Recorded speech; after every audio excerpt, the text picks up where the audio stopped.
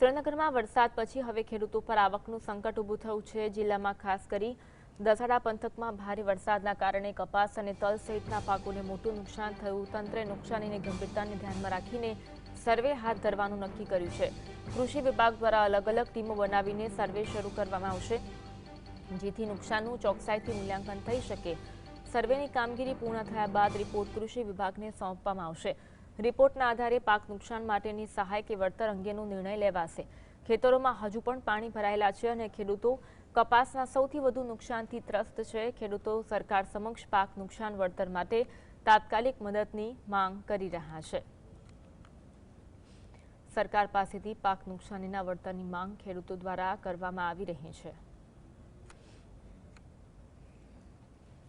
આજ અંગે વધુ વાત કરીશું। સંવાદદાતા ફઝલ અમારી સાથે લાઈવ જોડાયા છે। ફઝલ, સુરેન્દ્રનગરમાં વરસાદ પછી ખેડૂતો પર સંકટ ઊભું થયું છે, ખાસ કરી આવકનું સંકટ ઊભું થયું છે અને જે પણ નુકસાની પામ્યા છે પાક, તેનું વળતર ખેડૂતો માંગી રહ્યા છે। વિગત જણાવશો? ખાસ કરીને સુરેન્દ્રનગર જિલ્લામાં જે ભાદરવો મહિનો છે તેમાં સાર્વત્રિક વરસાદ છે તે વરસવા પામ્યો છે, જેને લઈને સુરેન્દ્રનગર જિલ્લાના ખેડૂતોની આર્થિક કમર તૂટી ગઈ છે। કારણ કે સુરેન્દ્રનગર જિલ્લાના ખેડૂતો દ્વારા ચાલુ વર્ષે મોંઘા બિયારણો, મોંઘી દવાઓ અને મોંઘી મજૂરી કરી અને વાવેતર કરવામાં આવ્યું હતું, પરંતુ જે સુરેન્દ્રનગર જિલ્લામાં ભાદરવા મહિનાના છેલ્લા 4 દિવસોમાં 10 ઇંચ જેટલો દરેક તાલુકાઓમાં વરસાદ પડ્યો છે, જેને લઈને કપાસ, મગફળી જેવા પાકોને વ્યાપક નુકસાન પહોંચ્યું છે। દર વર્ષે જે પાક નુકસાન અંગે વળતર ચૂકવવાની સરકાર દ્વારા જાહેરાત કરવામાં આવતી હોય છે, પરંતુ છેલ્લા 2 વર્ષમાં કોઈ પણ પ્રકારનું વળતર ચૂકવવામાં નથી આવ્યું, જેને લઈને ખેડૂતોમાં રોષ જોવા મળી રહ્યો છે। હાલમાં કપાસ છે તે પીળો પડી ગયો છે, મગફળી છે તે ફૂટવા લાગી છે અને સડવા લાગી છે અને તલ વાઢી અને લણી અને ખેડૂતોએ જે પોતાના ખેતરોમાં મૂક્યા હતા તેને પણ વ્યાપક નુકસાન થયું છે। ખેડૂતો દ્વારા તાત્કાલિક સહાય ચૂકવવાની માંગ કરવામાં આવી રહી છે। ખેડૂત આગેવાન છે, તેમની સાથે વાત કરશું। અમિતસિંહ, કેટલું નુકસાન છે અને કેવા પ્રકારનું નુકસાન છે હાલમાં? સુરેન્દ્રનગર જિલ્લો કપાસનું હબ છે અને નર્મદાનું પાણી આવતા વધારેમાં વધારે સુરેન્દ્રનગર જિલ્લામાં કપાસ બીટીનું વાવેતર થાય છે। લખતર અને બીજા તાલુકામાં દિવસે કપાસનું વાવેતર થાય છે। અતિશય વરસાદને કારણે, સતત ભેજના કારણે કપાસમાં વ્યાપક નુકસાન થયું। અમારા મૂળી તાલુકાના અમારા ગામડાઓની વાત કરીએ તો કપાસ પીળા પડવા, ઝીંડવા કરી જવા, જીવાત પડવો તેવો ખૂબ જ નુકસાન છે। આ સિવાય ઘણા ખેતરો વાવેતર વગરના પણ પડ્યા છે। હવે રવિ પાક સિવાયમાં કશું થઈ શકે છે। મોંઘા બિયારણ ખાતર બધું નાખેલું છે, એ બધું નિષ્ફળ જવાની એની ઉપર આવી ગયું છે। સરકારશ્રીએ આના ઉપર ધ્યાન આપે એવી ખેડૂતોની લાગણી છે। મગફળીને કેવું નુકસાન? મગફળીને અત્યારે કાઢવાનો સમય આવી જાય નવરાત્રીમાં, તો એની જગ્યાએ અંદર વરસાદના પાણી ભરેલું મગફળી ઉગી જવાનું થાય, અંદર મૂંડાનો પણ ઉપદ્રવ કરવાનો આવશે। એટલે આ બધું નુકસાન તો છે જ, અને પીળું પડી જાય એટલે ઉત્પાદન ઘટવાની શક્યતા બહુ છે।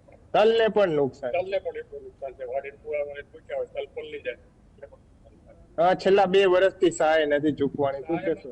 અત્યારના ભાગમાં 1.5 વર્ષ પહેલા એક ચૂકવાની હતી આગલા વર્ષે, પણ અત્યારે વ્યાપક નુકસાન છે। સરકારને આપણે વિનંતી કરીશું કે આ બાબતે લક્ષ આપે। બાકી તો કુદરતનો જે માર છે એની સામે ખેડૂત જજુમી રહ્યો છે। આ સિવાય રોડનો ત્રાસ એટલો છે, સુવિધાનો ત્રાસ એટલો છે, સુવિધાનો ત્રાસ એ ઘણી બધી મુશ્કેલીઓ છે। મુશ્કેલી વચ્ચે વાવેતર કેટલું અઘરું? વાવેતર ખૂબ અઘરું છે। મોંઘા બિયારણો, મોંઘા ખાતરો, મોંઘી દવાઓ, મજૂરી। અત્યારે દવા છાંટવા મજૂરો જ નથી મળતા। તમે બપોર સુધીના 400 રૂપિયા આપો તો દવા છાંટવા તૈયાર નથી। અમે તો પ્રાકૃતિક કરીએ એટલે દવા છાંટવા મળી જાય છે, કારણ કે લીમડા ગૌમૂત્ર આધારિત દવા હોય। ઓલી દવા તો ઝેરી વાળી જે દવા આવે ને કે આમાં અંદર એનો ટીપા પડતા હોય, હાથમાં બગડતી હોય, મોઢે વાસ આવતી હોય, એટલે એ પણ એક મોટો પ્રશ્ન છે। વીઘે કેટલાનું નુકસાન હશે અત્યારે? તો કપાસમાં તમે 50% ઉત્પાદન નહીં આવે। મારી ગણતરી એ 50% ઉત્પાદન નહીં આવે। વીઘે 10, 12, 15 પણ કપાસ થતો હોય છે। પહેલા તો 30, 40 પણ કપાસ થતો, બિયારણ અલગ હતા। હવે બીટી દર વર્ષે નવું બિયારણ લાવવું પડે। પહેલા તો પોતાના બિયારણ, હવે તો દર વર્ષે નવું બિયારણ લાવવાનું, ખાતર પાયાનું ખાતર વાવે, ખાતર યુરિયા નાખે, ત્યાં ફૂલું પડી ગયું તો એમોનિયા નાખે, આપણે ઘણા બધા ખાતર ના કરતા। નિંદામણનો પણ પ્રશ્ન એટલો છે, ખેડૂતો દવા નથી છાંટી શકતા, સતત વરસાદને કારણે દવા નથી છાંટી શકતા, દવાનો છંટકાવ જ નથી, ખેતરમાં ગરાયું જ નથી।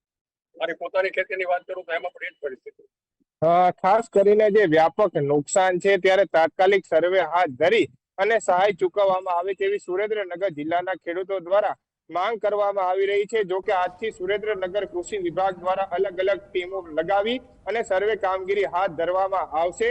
ત્યારે સુરેન્દ્રનગર જિલ્લાના દસાડા પંથકમાં સૌથી વધુ નુકસાન છે, ત્યારે મૂળી, ચોટીલા, સાયલા અને વઢવાણમાં પણ જે છેલ્લા 4 દિવસોમાં 11 ઇંચ જેટલો વરસાદ ખાબકવા પામ્યો છે, જેને લઈને કપાસના પાકને સૌથી વધુ નુકસાન છે. આ ઉપરાંત મગફળી હોય, તલ હોય તેવા પાકોને પણ નુકસાન છે. તાત્કાલિક સર્વેનો રિપોર્ટ કૃષિ વિભાગને રજૂ કરી અને ખેડૂતોને સહાય આપવામાં આવે તેવી માંગ કરવામાં આવી રહી છે, કારણ કે વ્યાપક વરસાદના કારણે ઉત્પાદન છે તે 50% ઘટી જવાનો અંદાજ ખેડૂતો દ્વારા વ્યક્ત કરવામાં આવી રહ્યો છે. મોંઘી બિયારણ અને મોંઘા દવા અને મોંઘી મજૂરી કરી અને વાવેતર તો કરવામાં આવ્યું, પરંતુ વરસાદે ખેડૂતોની હાલ આર્થિક કમર છે તે તોડી નાખી છે. તાત્કાલિક જે સર્વે કરી અને સહાય અંગેનું વળતર જાહેર કરવા ખેડૂતોની હાલ ઉગ્ર માંગ છે તે સુરેન્દ્રનગર જિલ્લામાં ઉઠવા પામી છે. જી, આભાર ફઝલ જોડાવા માટે અને માહિતી આપવા માટે.